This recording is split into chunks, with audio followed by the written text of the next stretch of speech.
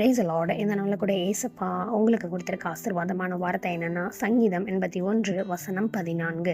நான் சீக்கிரத்தில் அவர்கள் எதிராளிகளை தாழ்த்தி என் கையை அவர்கள் சத்துருக்களுக்கு விரோதமாக திருப்புவேன். ஆமென்.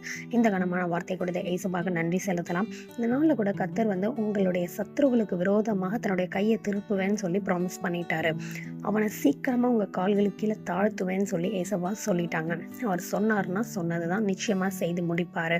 இவ்வளவு நாள் உங்கள் நிம்மதியை திருடி இருக்கலாம், உங்கள் ஐஸ்வர்யத்தை திருடி இருக்கலாம், உங்களுடைய சந்தோஷத்தை அவன் திருடி இருக்கலாம், உங்களுடைய எல்லாவற்றையும் அவன் திருடி இருக்கலாம், வாழ்க்கையை திருடி இருக்கலாம், உங்களுடைய படிப்பை திருடி இருக்கலாம், வேலையை திருடி இருக்கலாம், இப்படி சொல்லிட்டே போகலாம். ஆனால் ஏசப்பா இது எல்லாவற்றையும் பார்த்துட்டு தான் இருந்தாங்களாம்.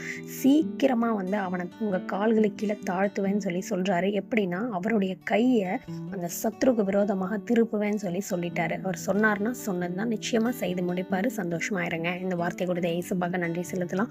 ஏசப்பா, இந்த வார்த்தைக்காக நன்றி. இந்த வார்த்தையில நீங்க சொல்லியிருக்கிறபடி ஏசப்பா, உங்க பிள்ளைகளுக்கு விரோதமா எழும்பி நிற்கிற அந்த சத்ருவை தாழ்த்தும்படியாக ஜெபிக்கிறேன். உங்களுடைய கையை அவனுக்கு விரோதமாக நீட்டுங்க. உங்க பிள்ளைகளுக்கு ஆசீர்வாதத்தை கொடுத்துட்டீங்க. நம்புறேன், விசுவாசிக்கிறேன். மீட்பரேசுவின் மூலம் ஜெபிக்கிறேன் நல்ல பிதாவே, ஆமென். நாளைக்கு இன்னொரு பைபிள் வர்ஸோட உங்க எல்லாரையும் மீட் பண்றேன். God bless you all. Please like, share, subscribe and comment. God bless you.